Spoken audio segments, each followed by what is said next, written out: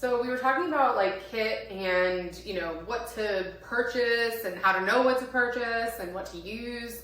I definitely think that we should talk more about that. Absolutely. It is going to be one of your biggest investments, whether you are doing artistry in a beginner stage or eventually, the elevated advanced stage. Your kit is an investment. It should be stocked full of things that are going to get the job done, allow for any and every occurrence, but also allow you to create the type of work that you are seeking to create, and create it in a very efficient way. Oftentimes we think of our kit as, just my stuff. You have so much of it, but you have so much of it because there are so many things that can come up. Specifically when you talk about like makeup, the face, think of the things. You have red eyes, maybe you have tears. You're working on weddings, which are huge. You need to have that makeup locked tight, and sometimes it be waterproof, long wear, sweat proof. So you need to have products that will allow that. And you also need to allow for, because you don't always know what your client looks like for a wedding or an event. You just know maybe your bride, maybe your matron or maid of honor, maybe groom's mom, bride's mom. You don't know what the sister, the cousin, you don't know what they look like. So you have to be ready.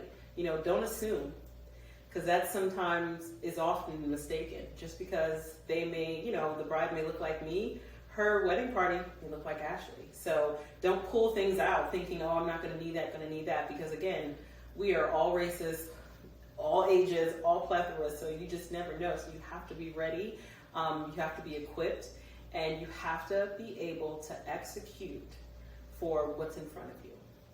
You have to, because if not, you're doing a disservice to you, and you're not really stepping up and doing the job, Yeah, if you're going to have the title, you need to be able to execute anything that comes your way, because that's what your title says you are. Absolutely. I will say that, let's go into licensing for a second, because we did mention that too, and we'll go back to like some pro products and things like that we might know of. But I will say that licensing is super important. Depending on what state you're listening to this in, it's really important to know your state guidelines. Recently here in Pennsylvania, they did make makeup application a licensed only service, which wasn't the case for years. But now, there are some people operating without a license, and it's unfortunately illegal for them to do so. And that's unfortunate for them, but it is something that I think is super important. So going into kit, as well as being just a professional, sanitation is so important. And you learn a lot of that sanitation background and how to execute a face with sanitation, as well as keep your kit with sanitation. Exactly. Going back to, being in school as an educator, and really every single curriculum, depending on what the school is, but every single curriculum had a sanitation and disinfection component.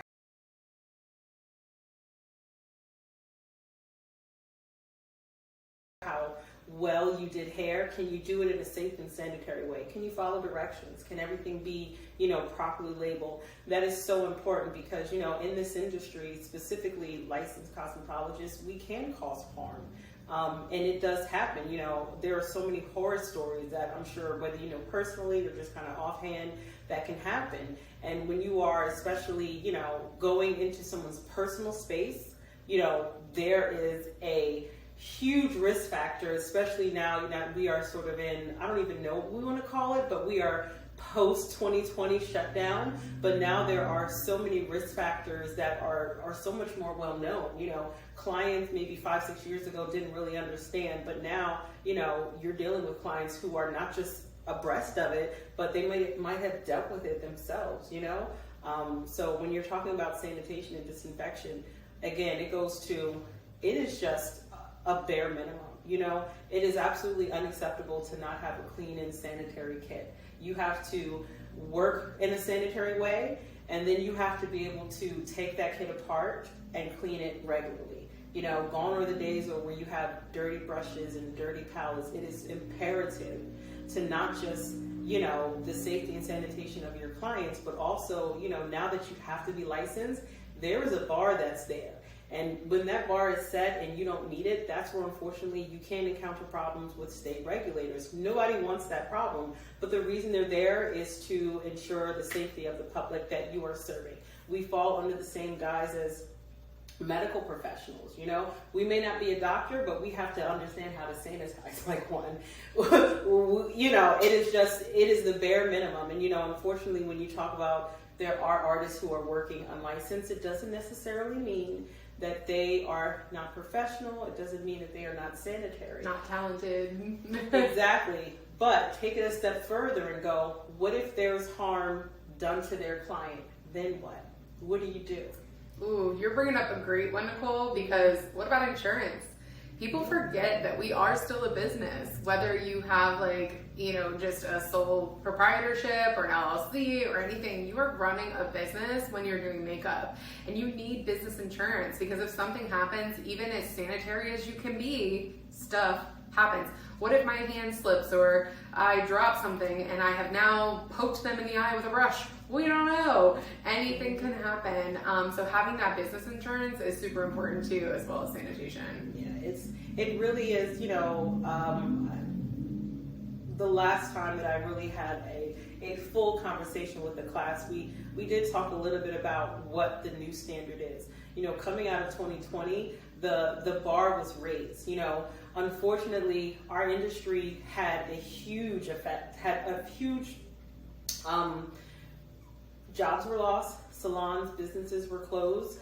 It was almost unnecessary, but it was sort of necessary because there needed to be a reset. We had to take ourselves seriously, and we had to show that we were already at that bar. You know, there were a lot of salons that were hesitant to shutting down and to closing and opening at a certain capacity because we already know these things. We already do these things. These are practices that we already follow. We are using, you know, quaternary sanitation jars, and you know, we're already cleaning in between Separate clients. brush sets. We are already doing client. these things, but now that, you know, with the unfortunate sort of the monster that was COVID, these things sort of became across the board. The industry was already doing it, so we had government regulation that forced us to really present these things to our clients.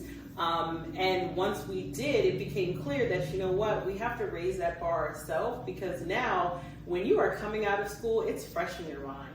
It should be fresh in your mind. So there's no reason why those habits can't grow. They should not plateau and drop. You know, I remember seeing dirty brushes when I was, you know, working in certain settings, hair brushes and face brushes, and you just went along with it. But I know as an educator coming out of school, we really drive it home. So there's no reason why you step into the professional world and those standards to drop. They should actually get better.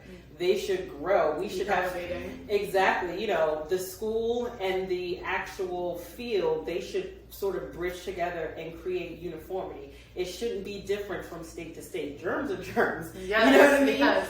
Certain states, in order to maintain your license, you also have to continue sanitation and disinfection courses. It's part of your continuing education, and a lot of it also has to do with bloodborne pathogens. Pennsylvania itself is where we live.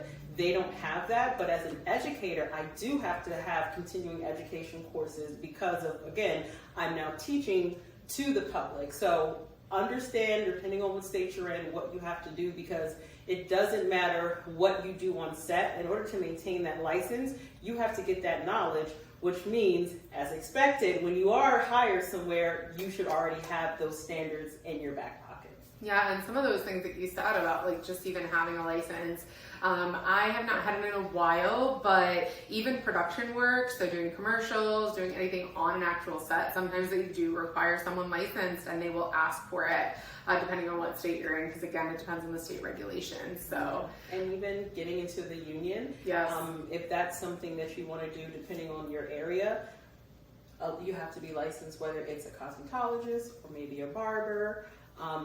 It's a bare minimum, because again, that means that you have something that is going to set you up for success, keep the client, keep the area, keep it safe. That is what we're relying on. We're not just pulling you off the street. There's actually some certification and some trust behind that. So that's what that means. You know, don't take it for granted. You worked hard for it.